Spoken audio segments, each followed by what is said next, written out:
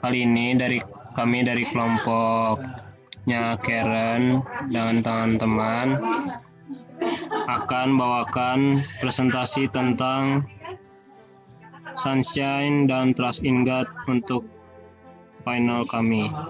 Di sini kelompok kami ada Caesar Venjen, Claudio Jonathan Alviro, Karen Ujideda, Priyadi Tohang, Neville Jolie, Sabrina Muntu, Sharon Venisi, dan saya sendiri Sabis Richard Malau.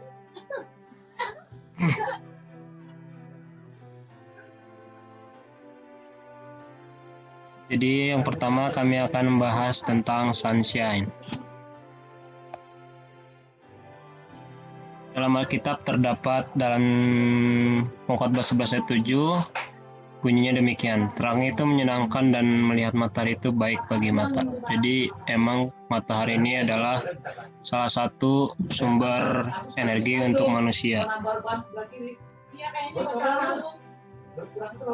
Lalu ada ayat juga terdapat dalam Matius 5 ayat 45. Karena dengan demikianlah kamu menjadi anak-anak Bapamu yang di sorga, yang menerbitkan matahari bagi orang jahat dan bagi orang yang baik, dan menurunkan hujan bagi orang yang benar dan orang yang tidak benar.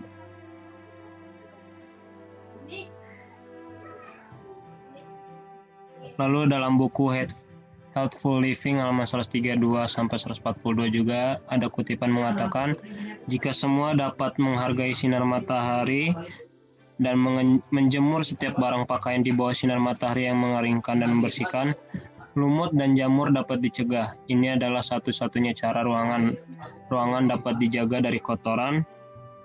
Setiap ruangan dalam tempat tinggal kita seharusnya setiap hari dibiarkan terbuka terhadap sinar matahari yang menyehatkan dan udara yang murni. Haruslah dibiarkan masuk, ini akan menjadi pencegahan penyakit.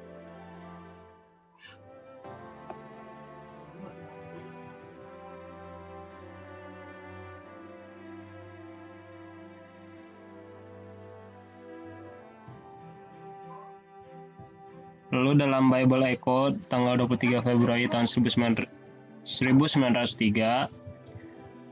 pernah mengatakan, dengan bermain di bawah sinar matahari dan udara segar, anak-anak akan mendapatkan kesehatan, kekuatan, dan pikiran dan tubuh yang sehat. Mereka akan diuntungkan baik secara rohani maupun fisik.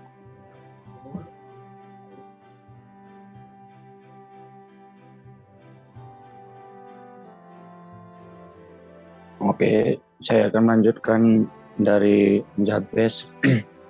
Fakta-fakta sinar matahari di sini dibagi menjadi 6. Yang pertama itu memproduksi vitamin D, kedua menurunkan kolesterol darah, 3 menurunkan gula darah, 4 membunuh kuman, 5 meningkatkan kemampuan aerobik, 6 memperbaiki suasana hati. Next. Vitamin D. Vitamin D di sini gelombang ultraviolet dalam sinar matahari memulai pembentukan vitamin D. Simpanan kolesterol yang banyak terletak tepat di bawah kulit kita. Pada saat sinar matahari menembus kulit, sinar matahari ini akan mengubah kolesterol menjadi vitamin D. Dengan kadar vitamin D yang meningkat, akan dapat meningkatkan penyerapan kalsium, sehingga mencegah penyakit tulang seperti rakitis dan osteomalacia. Vitamin D. Vitamin D adalah vitamin yang larut dalam lemak yang membantu supaya kalsium bisa diserap, sangat penting untuk mendapatkan tulang yang kuat.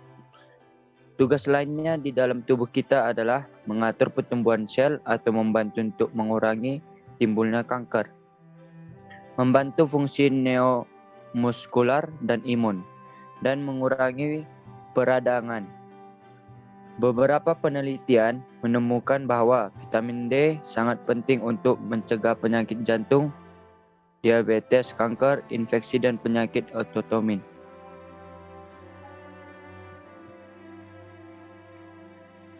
Kolesterol. Kolesterol adalah perubahan di bawah kulit menjadi vitamin D, menyebabkan tubuh memberi isyarat kolesterol dalam darah untuk keluar dari darah menuju kulit, sehingga menghasilkan kolesterol darah menjadi lebih rendah.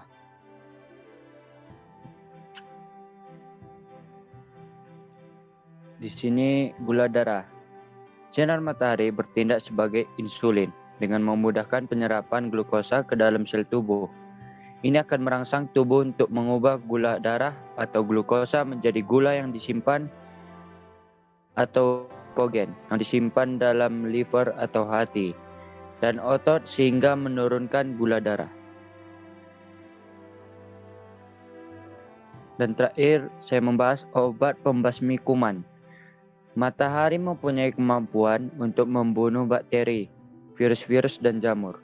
Matahari berguna untuk pengobatan tuberkulosis, radang paru-paru, keracunan darah, luka karena api, radang selaput perut, penyakit gondok, dan asma. Bahkan virus penyebab kanker dapat dirusakkan oleh sinar ultraviolet.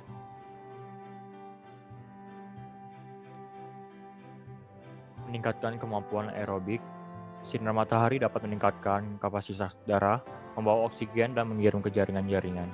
Ini berarti bahwa lebih banyak oksigen yang dikirimkan ke otot-otot selama gerak badan. Manfaat sinar matahari, yang pertama menguatkan sistem kekebalan dan membunuh kuman.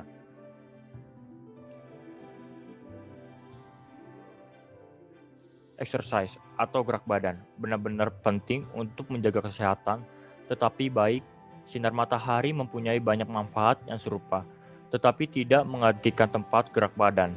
Dan sejumlah penelitian membuktikan bahwa sinar matahari yang digabungkan dengan gerak badan memberikan manfaat yang berarti. Lalu ada osteoporosis, adalah kondisi yang biasa dialami oleh orang tua, di mana tulang kekurangan kalsium dan menjadi lemah. Meningkatkan kalsium dalam makanan memang penting, tetapi seringkali itu tidak cukup. Vitamin D membantu meningkatkan penyerapan kalsium dalam usus dan untuk mengatur pembentukan tulang.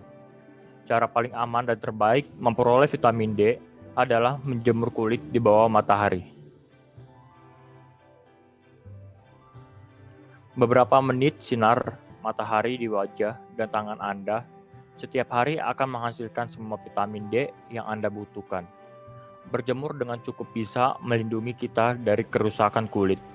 Orang-orang yang mempunyai kulit yang lebih coklat membutuhkan lebih banyak sinar matahari dibandingkan dengan yang mempunyai kulit yang lebih putih. Warning: excessive sunlight and burning may increase risk of skin cancer. Berjemur. Waktu pagi antara jam 6 sampai jam 8 dan siang sekitar pukul 3, mulai dengan 5 menit depan, belakang, dan masing-masing samping. Jangan sampai terbakar, gunakan topi lebar dan pakaian lengan panjang. Agar memperoleh manfaat, berjemurlah di luar dalam sinar matahari langsung. Lepaslah kacamata Anda dan biarkan sinarnya yang alami masuk ke dalam mata kita.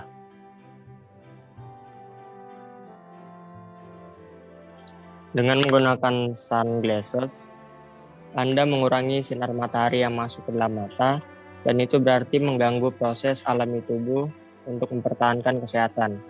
Gunakan sunglasses jika Anda main ski, melakukan perjalanan di gunung pasir, dan mengadakan perjalanan ke atas air. Next. Dalam Maleakhi 4 ayat 2, tetapi kamu yang takut akan namaku, bagimu akan terbit surya kebenaran dengan kesembuhan pada sayapnya.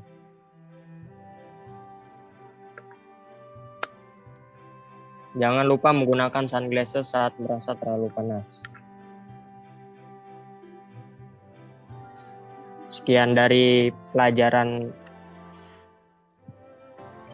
Selanjutnya pembahasan akan dibawa oleh Saudari Sabrina. Baik, pembahasan selanjutnya adalah mengenai trust in God atau percaya kepada Allah.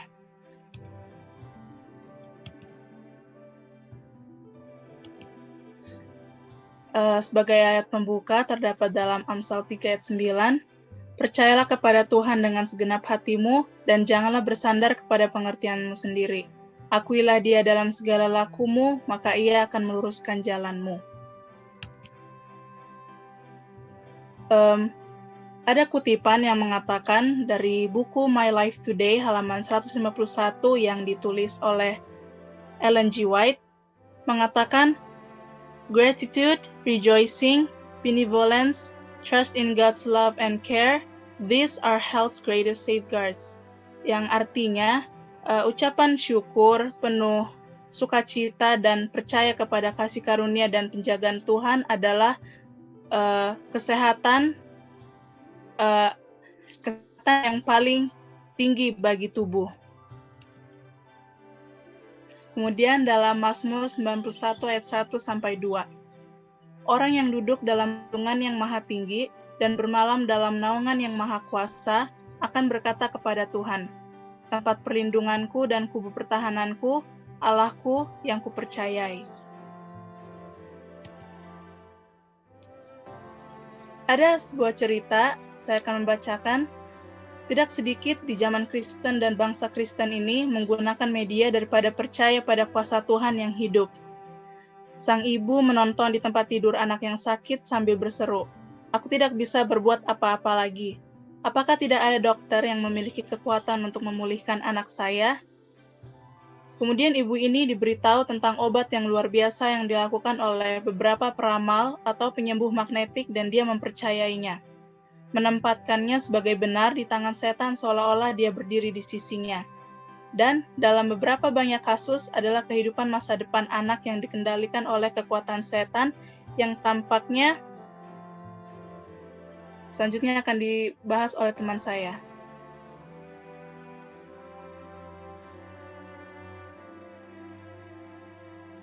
Next. Dengan Yesus sebagai temanmu, Dia mengenali semua keputusanmu dan Dia akan memberi Anda kemenangan dalam memperjuangkan perubahan.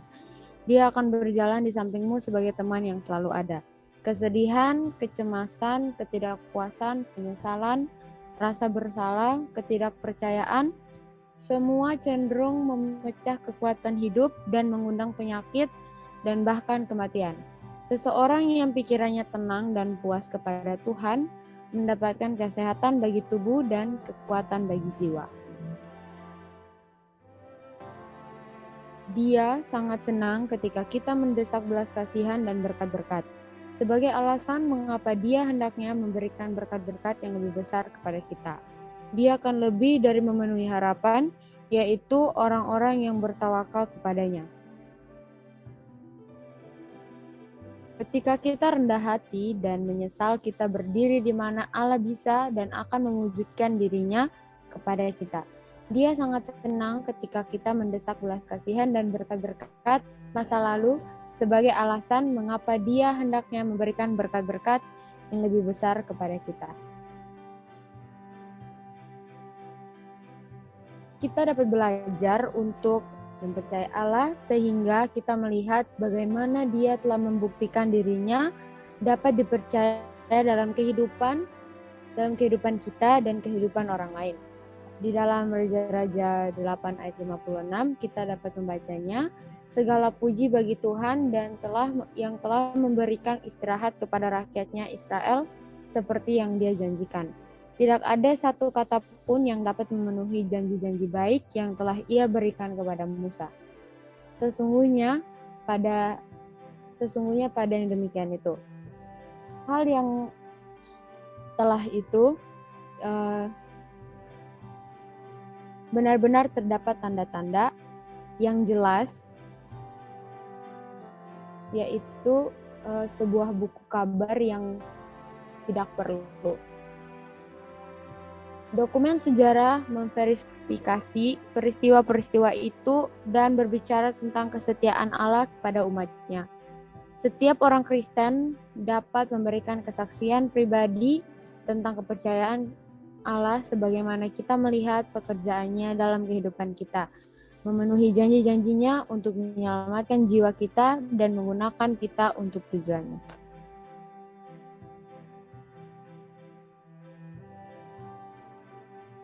Haruskah kita percaya pada diri kita sendiri atau pada orang lain yang berdosa tidak dapat diprediksi, tidak dapat diandalkan, memiliki kebijaksanaan terbatas, dan yang sering membuat pilihan dan keputusan buruk yang digoyang oleh emosi?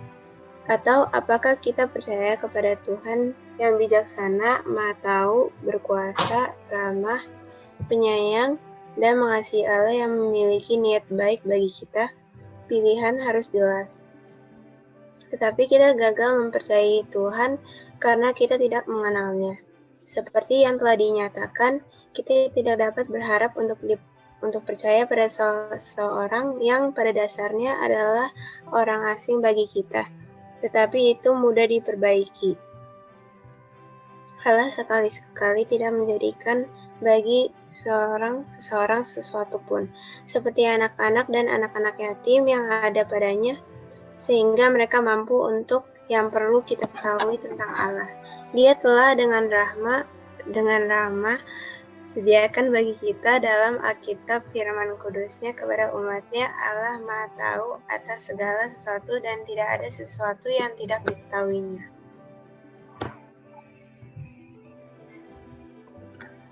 Sini ada Mazmur 56 ayat 3 dan 4. Waktu aku takut, aku ini percaya kepadamu, kepada Allah yang firman-Nya kupuji. Kepada Allah aku percaya, aku tidak takut. Apakah yang dapat dilakukan manusia terhadap aku? Trust in God is a gift leading to right choices.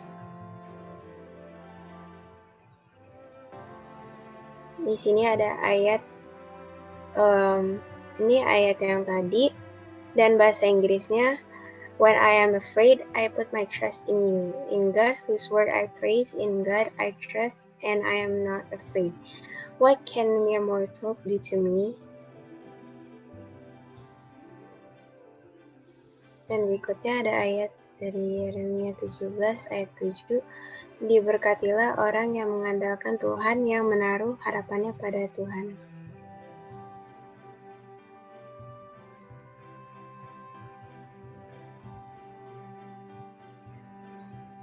Amsal 17 ayat 22. Hati yang gembira adalah obat yang manjur, tetapi semangat yang patah mengeringkan tulang.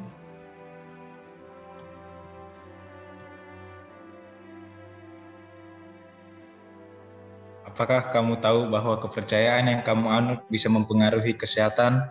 Dan dengan percaya kepada kuasa Tuhan juga membuktikan kalau kita mengenal Tuhan dan percaya tuntunannya di masa depan.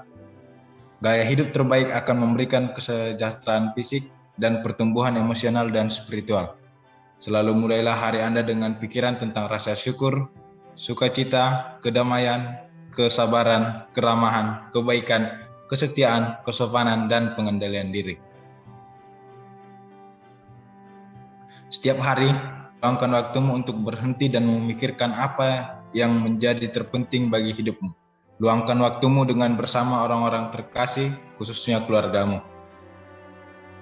Mazmur 31 ayat 14 mengatakan, tetapi kepadamu aku percaya, ya Tuhan aku berkata, Engkaulah Allahku.